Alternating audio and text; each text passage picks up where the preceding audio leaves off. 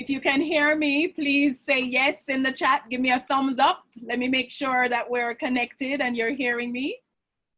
All right. Yes, yes, I see yeses.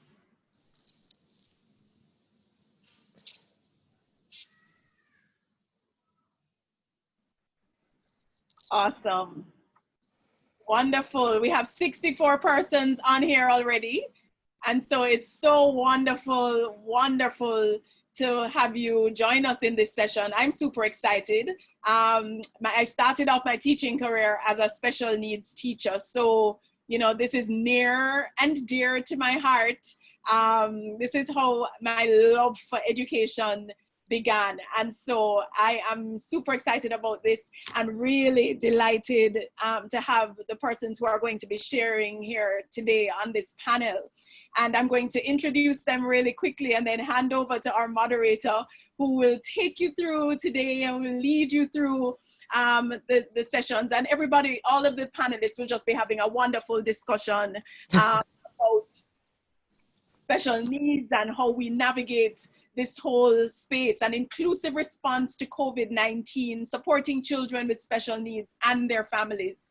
And so I'm going to start by introducing Allison Cross. Now, Allison, hi Allison, you see her waving right there. Allison is a school psychologist right now in Baltimore, in the Baltimore public school system. She's a senior learning and education program consultant, highly accomplished with over 20 years of experience. Don't watch that youthful face. She's overseen many teaching and learning programs at the elementary, middle, tertiary, and non-formal levels. She's lectured at the University of the West Indies and Micro Teachers College. Her proficiencies in utilizing various assessments and evaluation techniques to assist in identifying appropriate intervention methodologies to address diverse student psychoeducational needs. She's a former executive director of the Jamaica Foundation for Lifelong Learning, and we used to call that what, Allison? Jamal? That's right. And she's also the former principal of Hillel Academy. She's also our Miss, I have to put this in, Allison, I know you must, but it's a part of who you are. She was Miss Jamaica. What year, Allison? 85. In when? 85. Oh my gosh, I remember that like it was yesterday. How come? Well, it wasn't yesterday, Education is her passion, and I've known Allison for a long time, and special needs in particular. She's an expert in that field, so we're delighted to have her. And then Francene, Noel, wave to the people, Francene. Francene, oh my gosh, Francene is an autism advocate. She's a mom to 2 children, Zachary and Eden, and she has been chronicling her family's journey. You know how important a parent's perspective is in this whole space. It really is important because they're the ones who are living and adapting and learning and growing and changing every day as they watch their children carry their children through this journey. So she's been chronicling that journey of her son Zachary and her family's journey with autism for the past 7 years. She has you have a blog, right? She's been writing and blogging about autism and has become, and she will share her handles with you so you can check her out. And she has this has really become her lifeline, you know, and has given her new purpose. She was an attorney by profession. I'm not sure how much of that you're doing now, Francene. Her new found passion and energy, and so she's been helping to raise awareness and to encourage acceptance and to advocate for the necessary accommodations that need to be made. So Francene, I'm delighted that you are here and that you're sharing this space with us, and that you're going to be letting people know from a parent's perspective, you know, how, and the teachers need insight, and so we're looking forward to having you share with us. Natasha Gray is from Barbados, so I'm so happy to have. Hi. I have a Bayesian accent that is so good sometimes, but I don't know if I should try it. She's part Bayesian, Jamaican. Is it your mommy who is Bayesian and your daddy who is Jamaican, Natasha? No, my mother is Jamaican and my dad's Barbadian. Ah, there you go. So So she's, you know, family, and she's in the region. So what can I tell you? Natasha's professional development and training has focused on learning disabilities and special education needs, as well as making thinking visible and the Orton Gillingham multisensory approach. She's the CEO of Spark Learning. And in addition to this, she has been a registered member of the British Psychological Society for over 8 years. Spark Learning provides services in psychoeducational assessments to children and adults in Barbados, in Jamaica, St. Vincent and the Grenadines, Antigua and Barbuda. This sounds like everywhere in the region. Yes. And Spark Learning has supported schools and teachers and parents with workshops and presentations on identifying and understanding children with learning disabilities. With more than 19 years of experience, Natasha has diagnosed and worked with children with learning disabilities such as dyslexia, dysgraphia, dyscalculia, autism, and most recently, she has worked with the Ministry of Education in Antigua and Barbuda on psychosocial curricula and special education needs policy and procedures. So that's Natasha. Say hey, Natasha. Welcome. Hi, everybody. Thank you. And Dr. Michele Meredith, have we found her? Michele, are you in the room? If you are. There she is. I've not seen her. Michele, unmute yourself if you're here. Yes. Yeah, there we go. Michele? Hi, I'm here. Ah, I'm here on the axe. That was a problem. oh, okay. So you're here and everybody is in the room as well. So Absolutely. okay. So Dr. Michele Meredith, my friend and colleague for 100, it feels like forever. Michele is a special education consultant at the moment. She's made significant contributions to special education and inclusionary practices. She's currently serving as a visiting associate professor at Medgar College in Brooklyn, New York. Many of you would know Michele as the person who spearheaded and led the strategic development reform for special education under the Education System Transformation Program for the Ministry of Education. She led the Enrichment Initiative partnership with the Digicel Foundation and the Ministry of Education, leading to enrichment centers in over 170 primary schools. She was a major contributor to the development of a draft policy on special education, the design and development of inclusive educational practices, including the proficiency pathway and alternative pathways for secondary education, which you know you're all familiar with now, and the related professional development materials. Also, she developed guidelines for identification and referral, a handbook for principals and teachers, guidelines for mainstream support, guidelines for school to work transition, which is a passion of hers, and alternative program options for advanced learners, children identified as high functioning and gifted. Michele is a Myconian.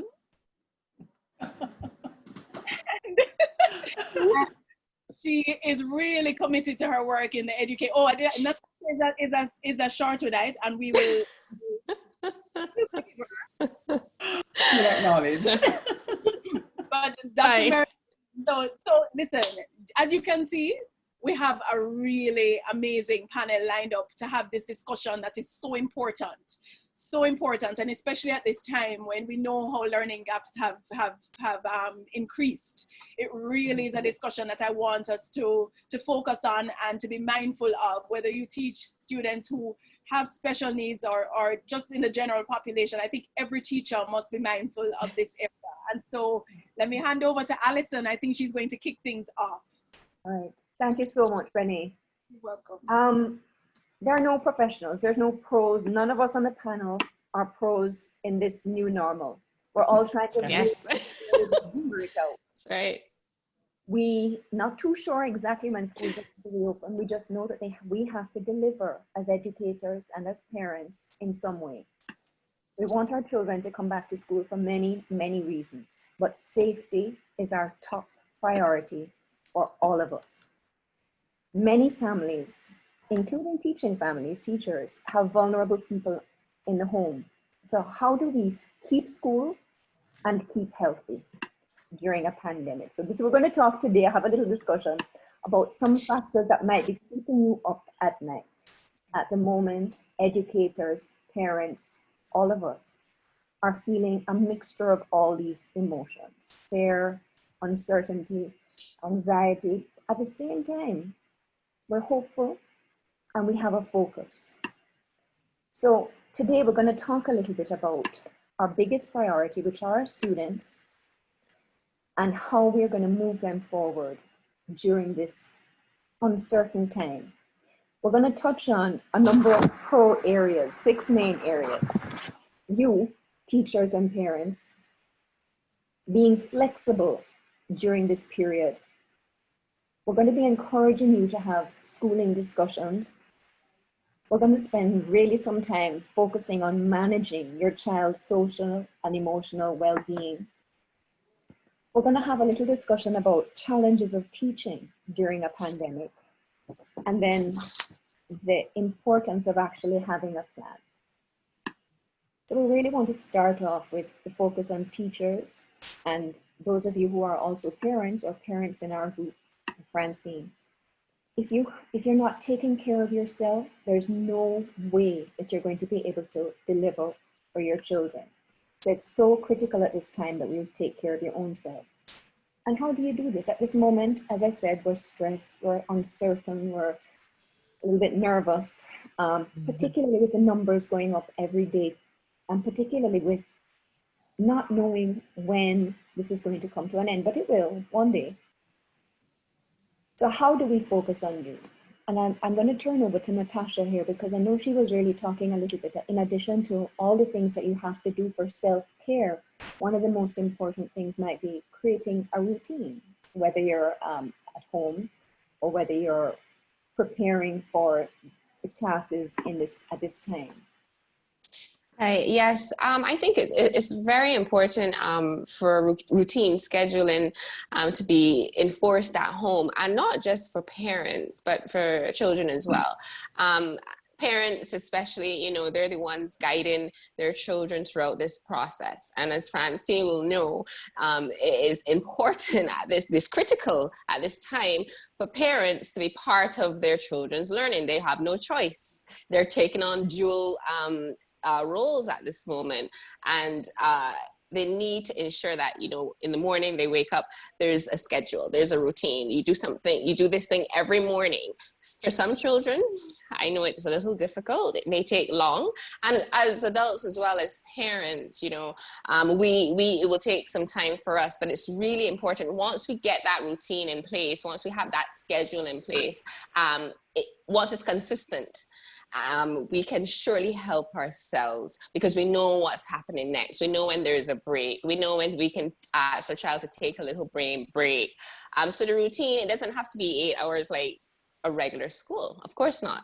But we can surely scale that down to maybe 3 hours a day for school purposes. But in between that, you know, have some type of interactive play, or, you know, some type of anything else between, you know, a school schedule. It's important for children and parents to engage and have a routine that they can look at and see what's coming next, and they can take their breaks when they want to throughout the day. Natasha, you know, will child be a part of setting up that schedule? Oh, definitely, definitely. We had when we started out in COVID, I was running around taking supplies to parents and encouraging them to make, you know, things with their children. So the schedule was one of the first things. We gave them card stock, and we gave them different things so that they can actually visually see what comes next. So it wasn't just a written timetable. We added visuals. So when it was breakfast time, you know, there was a little, you know, picture of coffee, or sorry, not coffee, but for parents there was coffee. But there was, you know, a little picture of a breakfast table. And when it came to English, we would put a little a picture of an icon, an image of the child, you know, writing. If we had pictures of the child and we just cut them out, but in most cases we just cut and paste from something we printed. But it's really important that the child is a part of that and engaged in creating that scheduled timetable. Okay, very important. So this is all part of focusing on creating a world in which you can function Yes. in an organized way. Yes. The second pro tip that I want to talk about is being flexible. Teaching in this next academic year, I like this visual here. We have an image of how great it's going to start, and then it kind of gets a little bit off. So it's not that we're going to go downhill during the course of the year, absolutely not. But what we want to recognize is it is critical for us to be flexible. The ministry has sent out a great manual for the reopening of educational institutions, education in the time of emergencies. And I was going through it and I noticed that Statin shared that approximately 45% of our families don't even have access to devices or reliable internet services. So if we're educators, parents, how do we plan for a world that is not certain, where many of our children don't have access? We have to know right now that this year is going to be completely different to anything that we can possibly imagine. And guess what? We have to just be okay with that. We have to recognize that it's okay for things to be different. Yes. I'm going to turn it back over to Natasha. Maybe Michele, you want to talk a little bit about this as well, in being flexible, some of the kinds of approaches that we have to be thinking about during this time. Let me let Natasha go, and then I'll add on after she has spoken. Go ahead, Natasha. Well, being flexible, now, what I did, and I can show, I'm going to share my personal experiences because I think it's best that I do that instead of like, you know, fabricating something. But what we did, we definitely, like I said, we ensured that we created materials that were multisensory and highly visual. So we know that a lot of parents that live in vulnerable communities don't have access to internet, certain types of, you know, to engage their students. So what we did is we created these kits, and they, not, like I said, they were visual, but they were created with the curriculum in mind. So for example, you're teaching your child geometry. We ensured our place value. We ensured that we had numbers cut out for each child, even if it was on a piece of paper. We cut them out and we wrote the numbers on them, 1 to 20, whatever they were learning. We created things with paper, gave parents pencils. We were on Zoom. So at this point, parents are now able to engage with their child with material in front of them, guided by a tutor, guided by myself or a tutor. And when after a session, we always follow up. And what we recognized that was really, really critical, following up. So we have an idea of whether or not a parent understood what was going on, if they needed more support, if the child was fine and needed no more support. But we also recognize that cognitively, some parents might not have been able to support their child. So in some cases, we had to create another session separately and have an online session, Zoom session for that child, the parent, and the tutor. So when we talk about facilitating learning, these are the types of things that we did for parents who found it quite difficult to maneuver and navigate through Zoom, especially for children who have like some type of learning disability.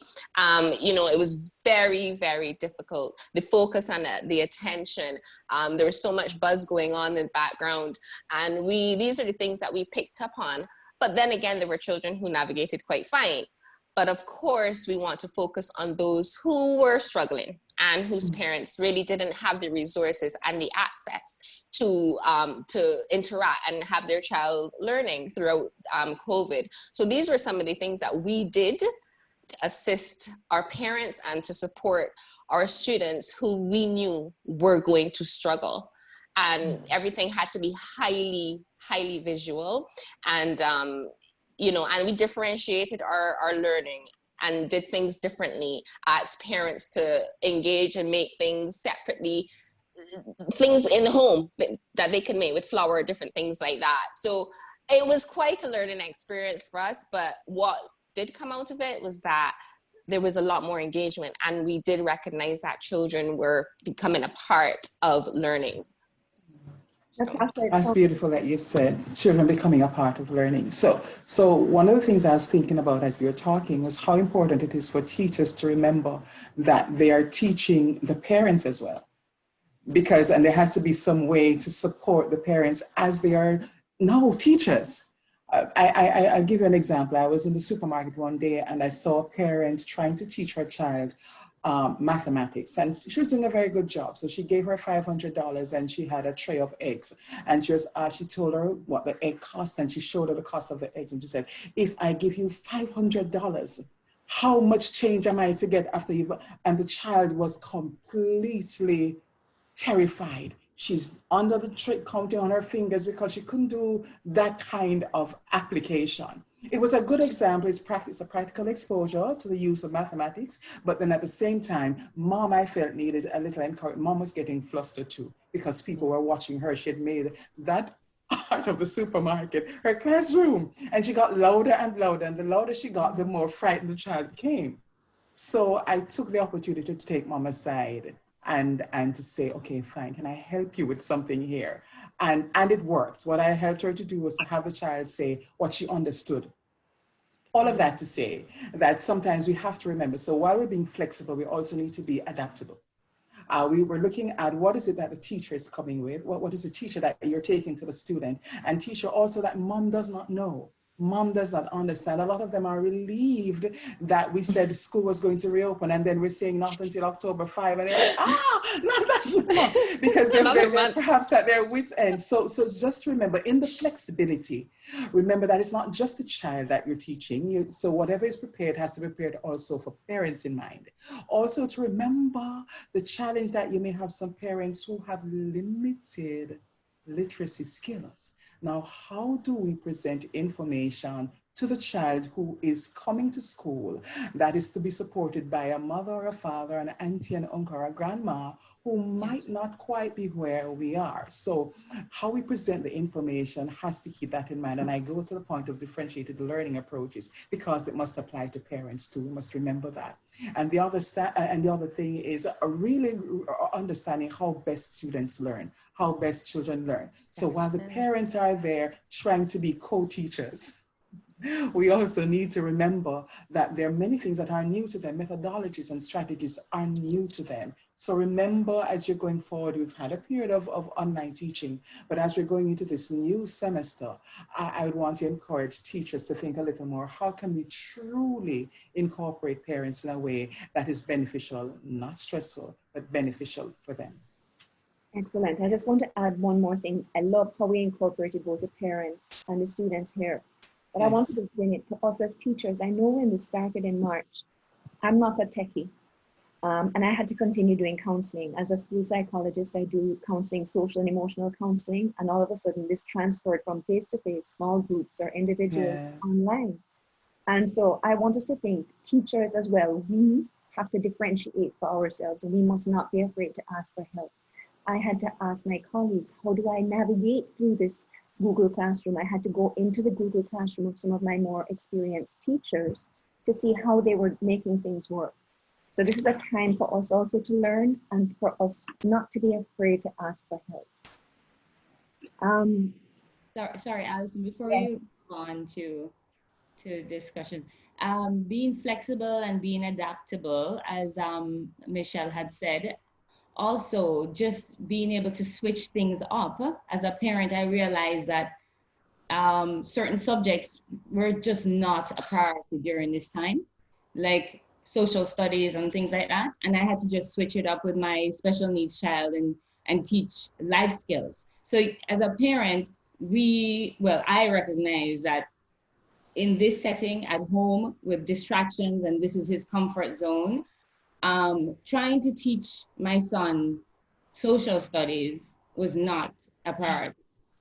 Math and English basics, which I'm very comfortable with, I was able to relate, is so important for us parents. And then, of course, moving on to communication, which you'll now discuss, is so important to discuss with parents, teachers and parents, to have that discussion, like what's really working at home. Because we know the environment, the teachers are not aware. We know what's working, what's not working. And so, yeah, just being able to switch things up. Okay. Over. So true. It's very, very important. Yeah. And I think it leads quite nicely into this. It is very important at this time for us to have schooling discussions. So what I mean by that is talking about different scenarios as we move forward. It's not going to be business as usual. I was talking to one principal, and they're lucky enough to have quite a bit of space in the school. So the classes, as we know, students will be socially distanced, but we have to start thinking about things very differently. In Jamaica, again, the ministry's manual for the reopening of educational institutions, approximately 600,000 students in approximately 3,639 public and private educational institutions from early childhood to tertiary have been impacted by this system that we're going through, by this COVID. In moving forward, the ministry has put out 3 plans. Phase 1, which is our prior to school opening, which we are deeply embedded in phase 1 at this moment. This is our opportunity to plan. And I know many schools are in the process of planning, parents planning, teachers planning. We're getting ready to move into phase 2, which we hope will be in October. That will be the partial and phased reopening. So in this chaos, we need to think differently about teaching and learning and what schooling is actually going to look like. The pandemic is transforming the way that we work, the way that we learn, the way that we teach, the way that we relate. And as we start talking about these plans, even if you're fortunate enough to be in a school that is going to have some face-to-face, you have to plan your lessons also with the thought that some of your children will not be able to come back to the classroom because some of them are coming from families, they may have fragile dispositions or someone in the family who is not so healthy. So it's going to be planning, and I know teachers, this is plenty work, but you have to be planning for face-to-face and for some asynchronous or videos, or for those who don't have access to internet. How can you take core material and present it in more than one way so that your clients, your children, will still get the core materials? And I love how Francene says, we have to rethink that question as to what is the most important thing that I want my children to take away, and how can I deliver this in multiple modalities. Does anyone want to add to this a little bit? This is where we are now. Planning is taking place, actively involved. Yeah, well, for me, I know when it's accountability, that was a major fear, because we at some point we didn't know, not that we didn't know, we wanted to involve parents. So a lot for us, we asked parents, they're always on their phones, so we just asked them to record some homework for 30 seconds. We give them a scenario, they do it outside, they do whichever way they feel comfortable, whichever way they're more creative in. If they're not creative, just put it on paper. So we just asked them, and that's how we got a lot of our feedback from our parents, and just having common courtesy calls to ensure that everybody was on the right track. That again, that's how we made parents accountable, made ourselves accountable, and the feedback sometimes was not always favorable, because in the instances parents just really just didn't even know, even though we explained, didn't know how to do something. So it took a lot of encouragement and a lot of holding hands, and until they got it and they recognized there were other ways of doing something and doing it differently. And that's where differentiated instruction comes along, and that's basically how we approached it. And I just wanted to add as well, with the discussions, which should be ongoing, and we will have our goals as parents, and teachers will have their goals, and therapists and so on. And I think the ongoing discussions are so important. Everybody can throw in their goals and I guess meet at some halfway point, because we're not going to get everything that the therapist wants. I'm not trained as a therapist. I'm not trained as a psychologist or a special educator. I'm a parent. And so the goals will be different. So if we could come together at some meeting point and find the best thing for the child, the best way forward, that's where we want to be, Francene, Yeah. I think you're so right. And I'll share with you just very quickly. When I moved from the classroom scenario, the small group or individual scenario, to online in March, initially I just started with phone calls because they didn't have access to internet or laptops, devices. But once I was able to get into the Google Classroom, into the families, that's what I found. COVID has many negatives, but the one positive that it brought out for me was being able to work much more closely with my families. I was able to, when I had sessions with my younger children, mummies usually were involved. I got to see frustration levels of parents. Kids were, having a little a temper tantrum. So I was able to understand my parents a lot more. And so that made me so much more effective, I believe. So I like that point very much. I'd like to add one thing here, because even as we're having, and I'm speaking specifically to the special ed context, first of all, special ed in how it is delivered is so face-to-face, hands-on and close.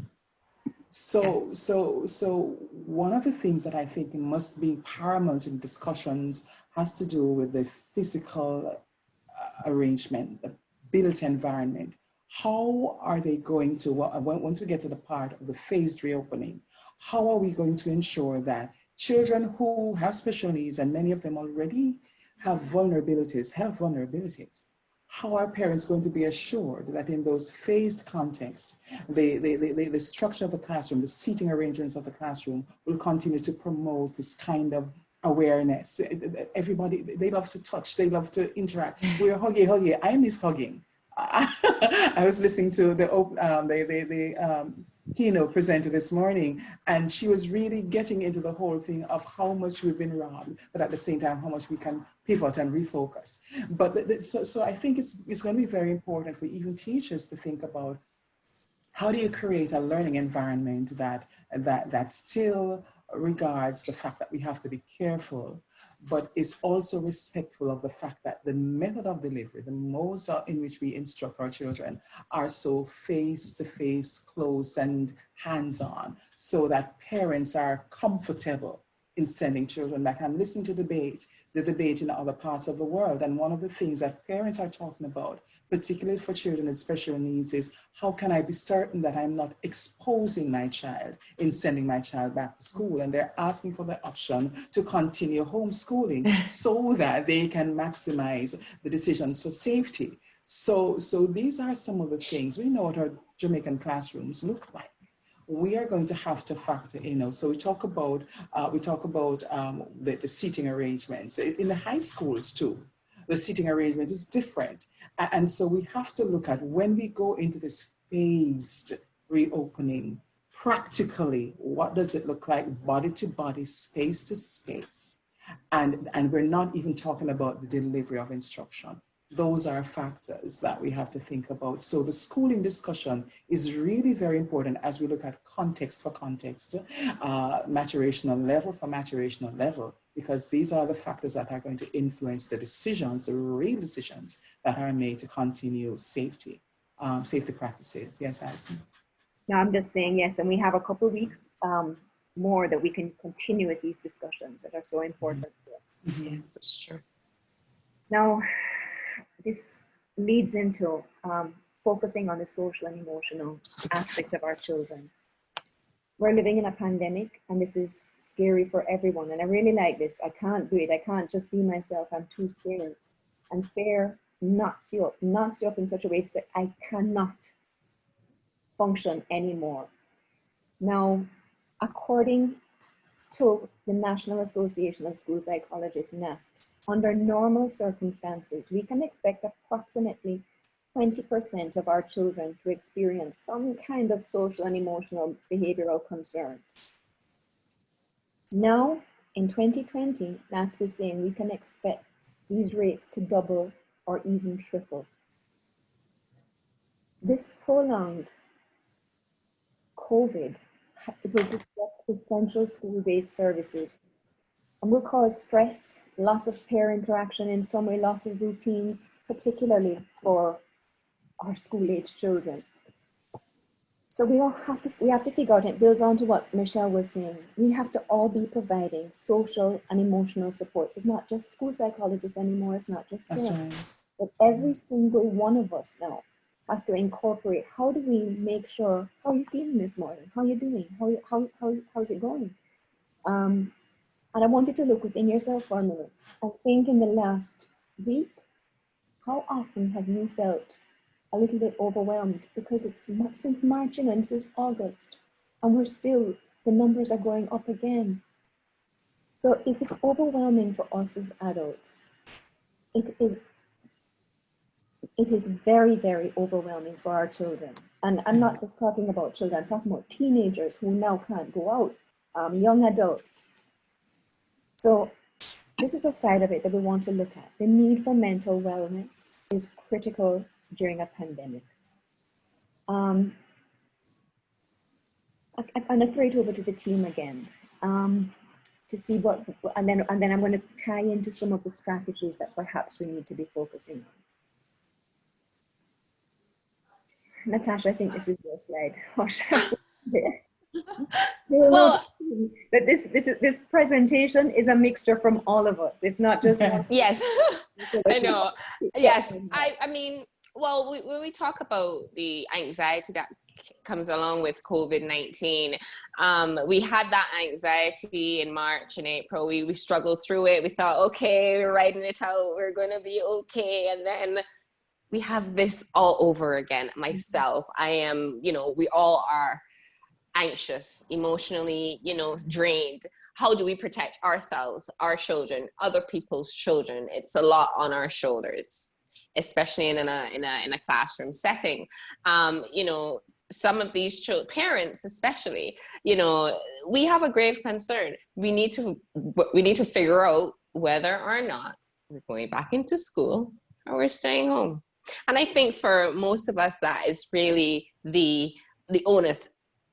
Are we going back in or are we staying out? It's either one or the other.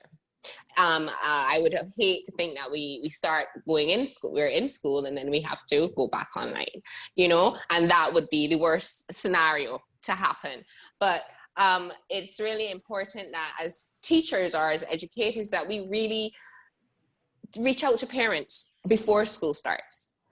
We need to know how they're thinking, what they're thinking, how we can prepare for their children, our own mindsets as well, for anything that's possible, that can happen, And I think, again, as educators, while speaking to parents about what's happening, we can jot down notes. We can create a little table of how we can prepare for their child specifically, and have a little plan for them in the event that we are online or we're in face-to-face. And I think that is a great approach, and find out which children prefer online and which children do not prefer online, because there's a bunch of them who love the online learning, are doing quite well, and they are special needs. They have learning disabilities and they're doing well. But again, we have to see whether or not they are going to continue learning well online, but also we have to look at those children who are vulnerable and, again, who don't have access. We need to speak to those parents to find out what they're lacking, what are the needs, what do they require, so that we can, if we can provide it now, or start making a plan for them now, that when the time comes for school to start, there's something in place for them. We really need to, I'm not leaving out those who have access, but really and truly, we have vulnerable parents, communities, children. We really need to focus on those who will suffer. And again, we were talking about Allison, you were talking about 20% of children who will have social and psychosocial emotional needs. Yes, with COVID, generally, children in the summer, they lose a lot of their learning. With COVID, we're looking at 6-7 months. You're looking at 60% of what they learned during the year, if there was anything learned during this particular year, just gone.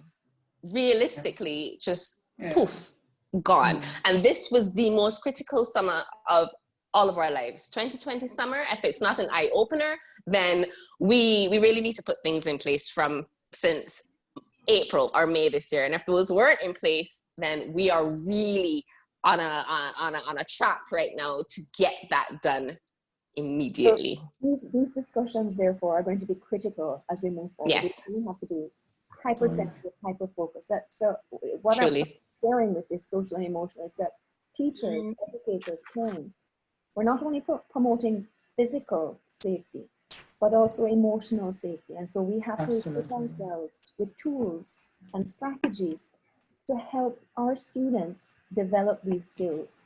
Skills around emotional regulation, skills to help students promote help-seeking behaviors. We don't like to ask for help, you know, as adults, we don't like to, but it's a time now where it is so critical that we must ask for help, and to teach our children it's okay to say, I'm overwhelmed, I don't know how to do it, and to increase positive habits, social connections, not social distance connectedness, social connections within this context, and self-care strategies. I'm sorry, Allison, before you go further, I'm not I'd just going like on to... the same discussion. I just turned. No. There just some chats because people have been contributing. So yes. I'm not, since I'm controlling. I know. So I thought I'd give us, so that first of all, that we acknowledge that we know they're there.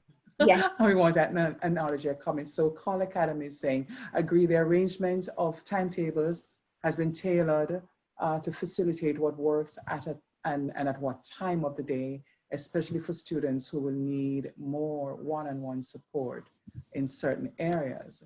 It is very challenging for children. I have students call and WhatsApp very often just to stay connected or repeatedly ask when they will go back to school. It is important to be patient with them and constantly reassure them even when we are overwhelmed ourselves. This is teacher to teacher. Then we have Audette Morgan. I agree that all of the areas being discussed are very important for successful teaching and learning experience going forward in this paradigm. All right, and so we're inviting questions too. We will not ask, invite our listeners to chime in with some questions. Team? Yes, that's fine. All right, so here's my job. I've taken this task on. I'll monitor the chats. How's that? Thank you. Okay. All right. Allison, I wanted to add as well, I mean, you had mentioned the social aspect. I mean, some kids are perfectly fine at home, not seeing anybody at school, not seeing teachers, just online. Right. So true. Like my son, I had no idea he was so social, even though he's not as verbal as we are. He loves seeing his teachers, loves seeing his friends, and kept asking, when am I going back to school, you know? And so I love the fact that his school had set up you know, the house party app, you know, that one? They had set up a meet every Friday at noon. Right. And that sort of fed that need, because we do have some of us, not all of us, have that social need that needs to be met. And when it's not met, you know, you get a little frantic, as we know. And I had no idea my son was like that. He's autistic, but he's very social and wants that connection. I was blown away. I didn't know that. And he's 13. But I didn't realize it was so intense, and he needed that. We really have to plan social interactions. Yeah, each child is different, and you have to, I guess, tweak it here and there, as Natasha said. Some are gonna need this, some are gonna need that, and it's a lot. I'm going to move us along now, so we have time for questions. It's so important that we talk even now about the coronavirus talk, and then not YouTube. Less YouTube, more Department of Health, CDC. Yes. There's many resources on how to talk about it, because it's not going away. So we have to get comfortable with the masks, get comfortable with washing hands again, talk about it. At the end of this presentation, there are some resources just for kids, a comic explaining it. We have to empower them and empower ourselves so we're not afraid. So we are the superheroes. The coronavirus is no longer the superhero. Being calm helps us to manage our emotions. So we have to incorporate mindfulness and relaxation into our lessons. There are many ways that we can take care of ourselves during this time. Physically, must do a little exercise, even though we're not supposed to be going out and socializing. I noticed when I was walking around Sherwood Teachers College the other day, I was in Jamaica for a number of weeks. Yes, I social quarantine in my quarantine. And so many people have their kids out there walking early in the morning or in the afternoon. I thought that was great. We're not going to be doing too much hugging up, but we talked about the social part of it. Mental relaxation, spiritual, emotional. These are some resources. The presentation will be available for parents just so that you have tools. That's the beautiful thing about this time, is that there are tools available for us. And during this time, sadness comes across in many different ways. When Francene was talking about her child, and Francene, maybe you can talk a little bit about this. When a child is sad, they can present as being angry or tired. Or you see some of these teenagers who are in bed all day. Some of them are just overwhelmed. And they get up at 3 o'clock in the morning. They don't know how to focus on this. Yes. So kids' emotions at this time don't necessarily tell you exactly how they're feeling. Yes, that's true. Self-regulation is critical at this moment. Yes. It's when you can tell how you feel and what you need to do to feel better. And this is a tool. These are tools and strategies that as parents and teachers, we have to figure out a little bit more. How do we feel? How do our students feel? And what do we need to do to feel better, to feel different? The blue, when you're feeling tired, how do you do something? Maybe you need fresh air in order to feel energized. Our goal is to be in the green zone. This is something that I work with my students, and it's called the zones of regulation. And throughout the course of the day, we go through these 4 zones. Our goal is to be in the green zone, where you're ready to learn, where you're feeling I'm in the green. you're tired, you're anxious. Yellow zone is when you have a little bit too much energy and you're like, oh my God, like when I couldn't get into this presentation and I was like, oh my gosh, we will not be able to present. Yeah. And then I got in and I was able to calm down. The red zone, you're angry, but then you take deep breaths. So we have to give kids strategies. Definitely. And these are not applying just for kids, it's us as well.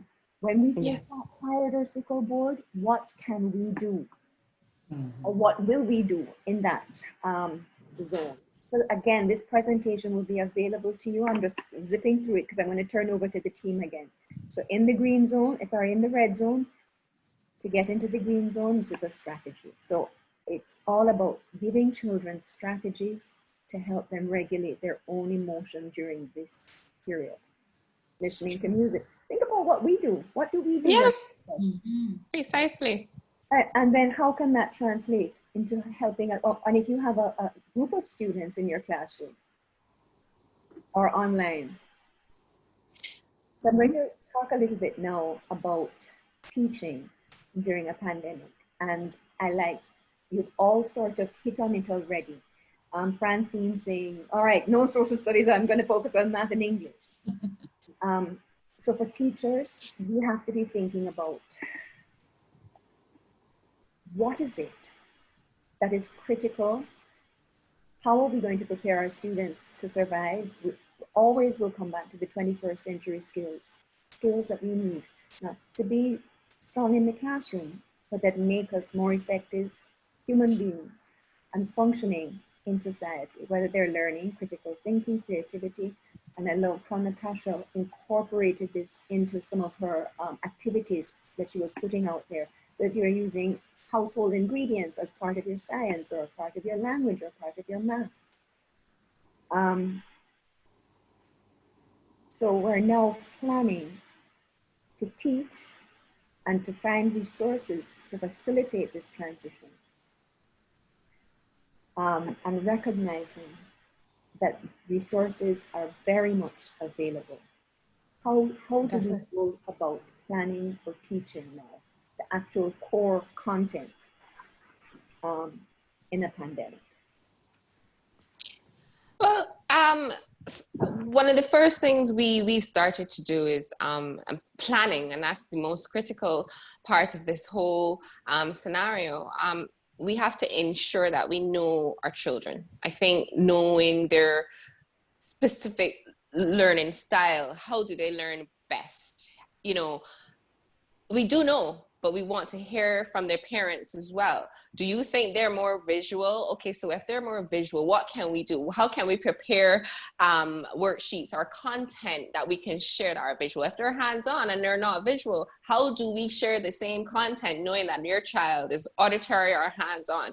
We have to plan this. We have to have that, like I said earlier, we have to have this table, our students' names, write down what do they like best, what type of sport activities, because the only way we're going to engage these children is if we speak right now to what makes them tick, because they're all over the place, and we know some of them are visual, but we have to be able to use all of these what I call resources, multisensory resources, to create lesson plans that engage them. And also engage their parents, because the parents are right there. And if you can't guide parents, the parents are going to be lost. Yeah. So we really are speaking to parents, and we have to bear in mind that we're also teaching parents, unless we have privy to them before school starts, and maybe we can guide them through some things. But we need to have meetings similarly like this if children have access. Home visits. We may need to have home visits. It may take some time. These things will take time. They will put a little pressure on us. But guess what? After that planning is sorted and done, it becomes easier. Everything will fall into place. It's just like a lesson plan, which I know it's hard to create right now. But once you can encourage parents to speak about what's going on, what's happening, what's good, what's not working, then we'll have a better idea. They went through it already. We're just getting information now and tabulating and putting it into a format that we can actually share it in a worksheet, in a learning environment, looking at math and English. How do we do this? And I think that's one of the first things we really need to do, is know our children and their parents. Move into phase 2, which is getting back into the classroom, or getting back into teaching and learning in whatever format we do. Having goals, and we just put down a couple here that we think are important. Planning with a focus on different kinds of instruction. Consider assessments as opportunities to learn. And we talked about building this whole community of learning. Engaging is something that has come out consistently as we've been talking. Clear and consistent expectations, even remotely. They have to know what the goals are of this class. We're not having you come late to the session either, otherwise, that kind of thing. Pedagogy instead of tools, ahead of tools. So it's not just about how many platforms can you have, how many apps can you have, but what is the core content. And it's just moving in from this, I wanted to go into some of the team here had put together some suggestions to continue to guide. Assessment is something, because we have national assessments, many of our parents get a bit anxious. And Michele, I don't know if you wanted to speak a little bit about the focus of assessing during the time of COVID. It's not. Certainly, because the mode of delivery, teachers, is different now. You've been accustomed to your informal tests, your periodic tests and whatnot. Now the remote platform requires that we find more creative ways to assess. And so the purpose of assessment, we have to reevaluate that. So we're not teaching a curriculum, and we must remember that we're teaching children. And as we've heard all through the discussion, that children respond differently, children learn differently. And so we have to evaluate, what is the focus of assessment? Why are we assessing? Are we assessing to see whether we have come to the end of a curriculum unit? Or are we in fact assessing what the student has learned? And what you do with the information assessment clearly is a point from which you begin. So let's look at this teaching learning cycle. And I like to use this to talk about the relationship of instruction and assessment. And so what we have in red is the point of departure. So we start from screening, evaluation, or assessment, and we're looking at student performance, but we also have to look at teacher performance. We have to look at how ready am I to teach what is before me? How ready are my students to learn? So that's what we talk about prerequisite learning. You know, when you're writing your lesson plan, that nice phrase, what have they come to this point of the learning phase with? And you have to look at that. Then you move on to instructional planning, because that is going to inform what you plan to teach and the methodologies in which you're going to teach. You're going to deliver. So you plan your instruction. We're going to do this, we're going to do this. Is it an initial lesson? Is it a continuation lesson? Is it a final lesson? And we're moving forward to that. The next point in the cycle is we're determining how are we going to teach. The what is the planning, the how is the delivery. So we're looking online evidently, but who are the students before us? We don't have all students who are going to be eager and ready to learn. We still are going to have some shy and uninvolved students, although it's online, because that's the nature of who they are. There's some who are going to be just really always with a hand up, with a hand raise icon all the time up. But then what do we do with the children who are quieter, the children who still are in a daze because we're using internet, and I still don't get it, and I know I'm talking about some. If you would go back, please, to the thank you. So we know that we have some of my adult students who shy away because they do not understand the technology. So can you imagine some of our younger ones? So after you've decided how you're going to deliver instruction, am I going to be very practical? It's going to be short, it's going to be long. The guided practice. So you're guiding the students. This is what we've got to, and it doesn't have to be 20 math problems for you to determine whether students have attained mastery. You can do 5, you can do 10. You don't have to, so you have to find more creative ways now to determine what have they learned. Are they in fact learning? So the guided practice is part of that, and then you allow for independent practice. And after they've done so, practice on their own, demonstrated the knowledge, you're going to now evaluate, have they learned? To what extent have they or have they not learned? What can I understand about myself as the next step as a teacher? So we talk about being reflective practitioners. We also need to encourage students to be reflective students. So they need to, did you do your best? Is this your best? And part of what this has to entail is how do we have our students manage and monitor their own work? You're not there all the time to say, go back and do this over. You're not there to erase and say, right, this over. How do we have students manage their learning? So this teaching learning cycle is a very important part of this whole new phase. It's something that is applied even to the old, face-to-face delivery mode. But here we are, we have to be that much more careful as we're looking at assessment. Where do we start? How do we take the learner through the steps to learning, and how do we evaluate ourselves as teachers, and how do we help the students to evaluate themselves as learners? So the Ministry of Education has over the last few years presented the 5 E's. You are aware with the 5 E's. I see that comment about keeping them engaged with projects. The 5 E's: elaborate, explain, evaluate, explore, and all of that, engage. The point of the matter is, however, that we have to understand, in order to engage our learners, we need to know who they are. We need to understand where they are in terms of their self-concept. Where are they in terms of their self-esteem? It's even more important now that we don't have the close interaction. We need to know, are they ready for learning? A time signal? Okay, fine. All right, fine. So are they ready for learning? And we need to know that. Can they tell you the kind of learners they are? I like math, I like English, I'm not so good at that. By a certain stage of their development, they can, because they begin to express their preferential learning. They know what they're good at. They know. And so we have to give them the opportunity, because now is the time where we are, and I heard it said earlier, we have to engage our students more in part of the teaching and learning process, and engage parents more. He does this at home. I don't know how he does it. And that's helpful information for us to know. It's not about us alone sitting at a desk writing a lesson plan. This is the time for us to incorporate the family in how we're planning and delivering instruction. And then the other thing is, absolutely. And so the other point, promoting independence in learning. Our students have to understand that what they know about themselves as learners is going to inform their approach to learning.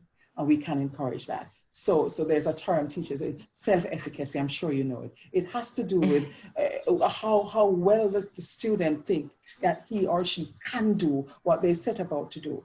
And the opposite of that, I'd like to say very lightly, is learned helplessness. I can't do it, I don't know. The knot, and tying up yourself in the knots. How do we unravel the knots that have come about because of low self-esteem, because mom is shaking the finger, you better get it, because daddy's on the other side, and because and the peer or their sibling is going great guns at online learning, and they're still scratching their heads and I don't even know how to navigate the mouse. I don't know what to do. How do we move them from learned helplessness to a place where their efficacy is growing? We have to understand that motivation is at the center of that. What motivates encourage them? some growth mindset. There we go. Growth mindset. Yeah. There we go. Yeah. So there are two sorts of motivation. Your students are either going to be extrinsically or intrinsically motivated. We know that. We've learned that, how we can throw the psychological terms out. But here's the important part. Their disposition to learning is important. Attitude, I love it. Their disposition to learning is important. Yes. If they're not engaged, excited, talkative, interested and focused and curious, then what? They might be the opposite. They're reserved. They may be disinterested. They may be shy. They may just be observers. I'm an observer most of the time. And then when I think I've gathered enough information, then I speak. So what do we do? What do we do with our students? So there are two types of learners. I'm going to move because we want to take your questions. So there are two types of learners, I think. You have the learner who's mastery-oriented and the learner who's performance-oriented. What does that look like? And it gets even more pronounced the older they become. So you high school teachers who are out there, your student who's performance-oriented is a student who says, how many points, how many scores, how many pages do you want? And so that's, and their motivation is not intrinsic. It is, did I get a B? Did I get a C? I want an A next time. But the learner who's mastery-oriented wants to know for the sake of knowing. So they're interested in what they didn't understand more than how much they scored. So the difference between the two is competence. How competent is the learner and what you have to do to get the learner feeling competent. And the way to do that is meet them where they are. So the differentiated instruction is very important. The understanding the different learning styles is also very important, especially now. And also the whole thing about motivation, are they intrinsically or extrinsically motivated? And the other thing, regulation, are they self-regulated or do they need to be pushed and prodded? And so in a nutshell, all of what we need to look at is what do we have before us? It is not a one-sided show. It has to be the learner telling me, I like, I don't do well, I prefer. And then another part of the success, when you've done with that, how do we know that they're applying concepts?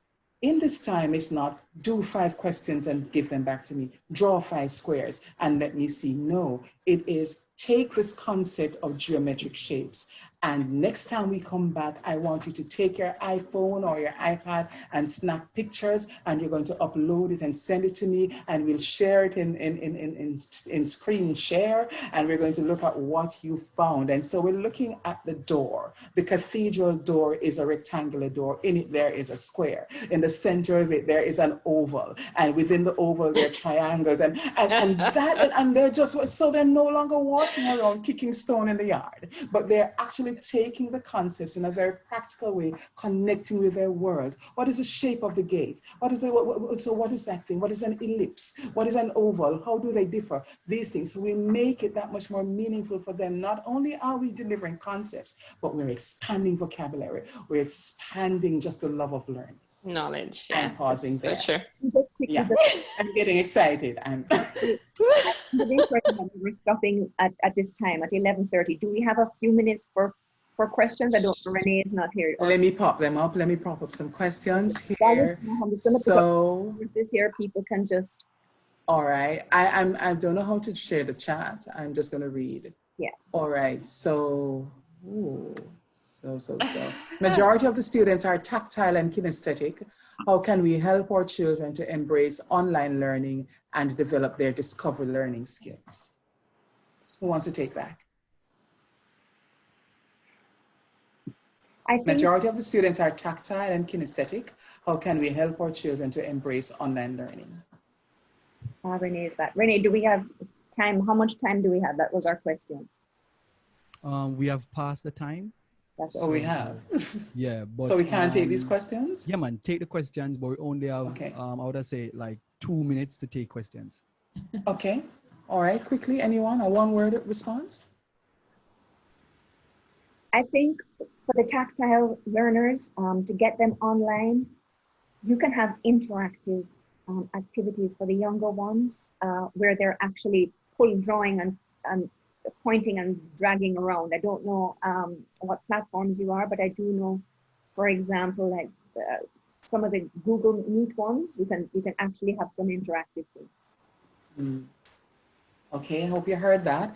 Here's another question. Keeping them engaged with projects, physical education, art is important. It can become challenging to keep everyone engaged when they don't feel obligated since they are at home.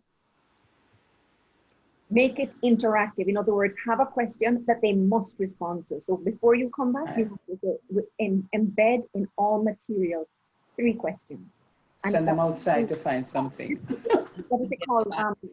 Scavenger hunts. Yeah. And there we go. There we go.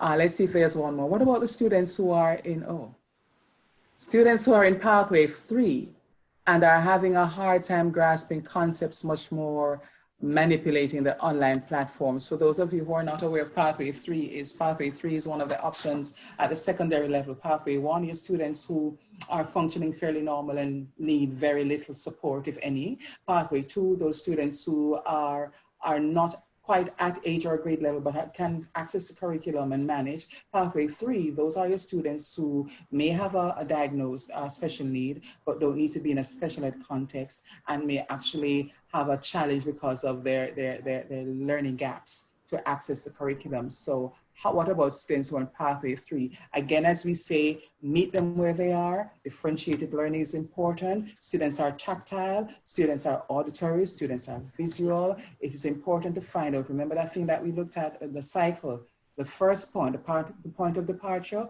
where are your students? How can I meet their needs? That's the first thing to do. Pathway 3, pathway 2, pathway 1. It applies to them all. Okay, and here I need to be unmuted. That was Renee's comment. Was there another? I think crucial, constant process, parental input is critical. We agree. How to face administration after being exposed to such a wealth of knowledge if they are not willing to accept change and provide resources, and in particular for the special ed unit. Who wants to take that? No? Well, I heard Dr. Troop this morning talking about how teachers have been prepared for online learning and principals have also been prepared. So I think you are in a position to take the matter to them, given the fact that the ministry has provided a wealth of information and exposure for how principals and teachers, administration, as you say here, need to respond to the needs of teachers and students going forward. Someone else was going to say something. I was just saying this manual of the reopening clearly outlines some of the training and things like that that have been put in place for administrators, for teachers. And there was a last question, sorry. There was a last request for links and other resources to be shared with this group. Okay. I have a wealth of things here, but this is these are social and emotional links, pre-K to grade 6 links, but there are others, pre-K to grade 5. At this moment of COVID, there are many websites that have just freed up their sites so that we can access them at the moment without cost. Mm-hmm. I'm leaving because I'm imagining, No Red Ink is a great one for continuing writing for older students. I love that. Oops, there I went. Okay. Right. All I have to say is, just using general things around the home that you can apply to being creative hands-on. When we are working doing multisensory learning, we use salt to create letters and words and sand. We use sand, but at home now everybody's using salt. So, and outdoor things, mud, we made letters out of mud, we did drawings, and the feedback was great. It's just being creative and really thinking outside of the box and how you can incorporate just the basic things without spending any money at home and making this whole learning a little bit more fun. Yeah. That's how we approach it. Yeah. Parents, just remain positive and just encourage your child, because we are all stressed out. But if you can remain positive and encourage your children, because if we're feeling it, they're feeling it like 10 times more, and they have no idea how to regulate. So just try and encourage and support as much as you can. That's right. Yeah, and if you need support, we all are in this together. So you can give your teachers a call, everybody, just, you know, it's a collaborative effort between everybody. Right. And this is the time for us to really look deep and really think about how we are going to get education in this time back where it's meant to be. And I think that's where we need to start looking and being a little bit more creative in our planning. Sure. Yeah. And just to wrap up, being collaborative, I think this panel had a wealth of resources from parents, from educational, from ministry perspective. There's a wealth of resources out there, and we need to just continue the discussion. And definitely. And because none of us are experts. Thank you all very much. I don't know if Renee is here to. Are you seeing me? No. No. What? We're hearing you though. We're hearing you. Yes, I see you, Renee. I see you. Can you stop sharing your screen, Allison? I can. Gosh. There we go. Awesome. Okay, thank you so much, ladies. I have been here. I have two devices, so I'm watching you and watching the other session at the same time. Yes. But thank you so much.